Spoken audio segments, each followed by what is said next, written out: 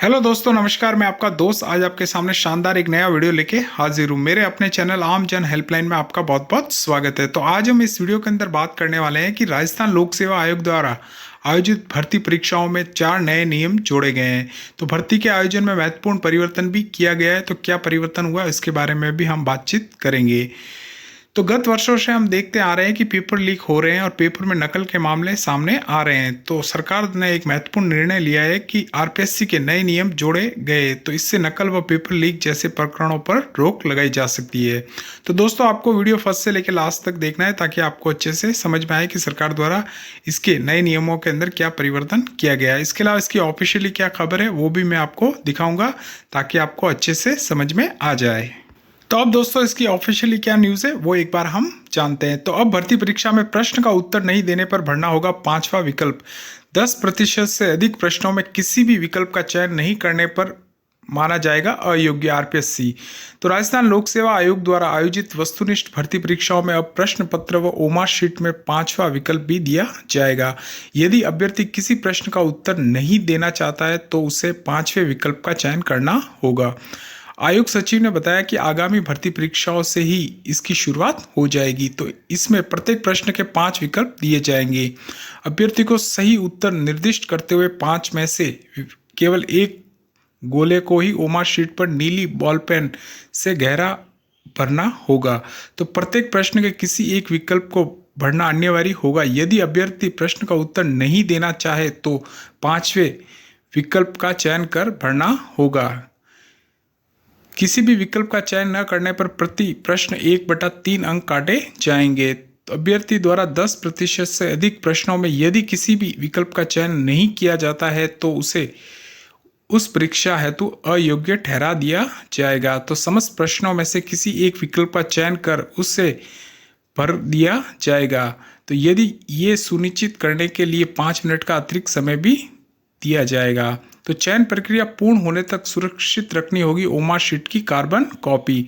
तो अभ्यर्थियों को परीक्षा समाप्ति पर पूरी ओमार शीट वीक्षक को सौंपी जाएगी। तो वीक्षक इसकी मूल प्रति को स्वयं के पास जमा कर कार्बन प्रति को सावधानी पूर्वक अलग करते हुए परीक्षार्थी को देंगे। तो इस कार्बन प्रति को परीक्षार्थी अपने साथ ले जा सकेंगे। तो चयन प्रक्रिया पूर्ण होने तक परीक्षार्थियों को इस कार्बन प्रति को सुरक्षित रखना होगा एवं आयोग द्वारा मांगने पर प्रस्तुत करना होगा।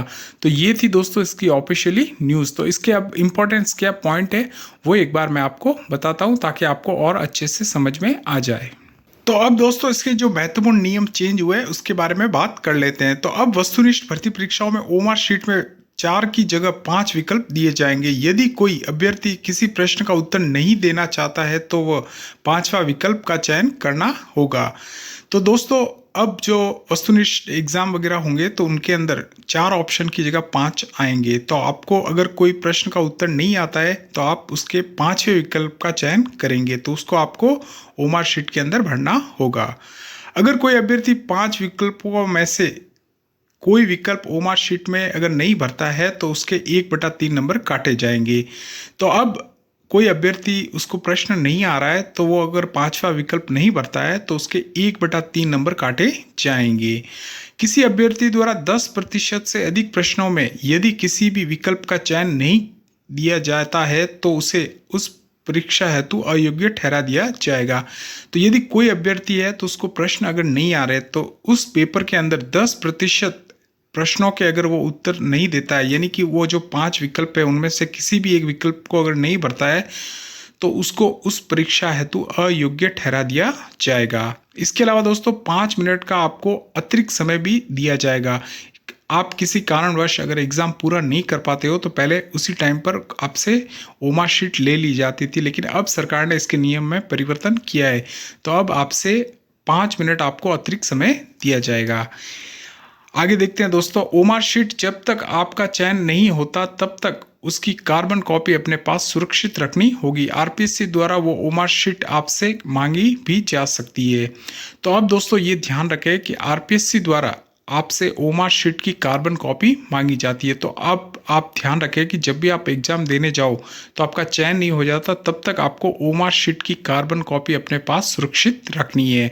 तो दोस्तों ये थे लगभग 5 नियम जो इसके अंदर चेंजेस किए गए, तो आप इनका ध्यान रखें। इसके अलावा दोस्तों आपको कुछ समझ में नहीं आता तो आप कमेंट बॉक्स में जाकर कमेंट भी कर सकते हैं, मैं आपका आंसर अवश्य करूंगा। ठीक है दोस्तों, इसके अलावा मेरा चैनल आम जन हेल्पलाइन, प्लीज़ उसे लाइक कीजिए, शेयर कीजिए, सब्सक्राइब कीजिए, अधिक से अधिक लोगों को वीडियो सेंड कीजिए ताकि उनको भी इस खबर के बारे में पता चले। और जो भी प्रतियोगी परीक्षा के विद्यार्थी है तो वो ये नियम ध्यान से देखें ताकि उनके द्वारा आगामी परीक्षाओं के अंदर वो अच्छे से पेपर कर सके। ठीक है दोस्तों, तब तक के लिए धन्यवाद।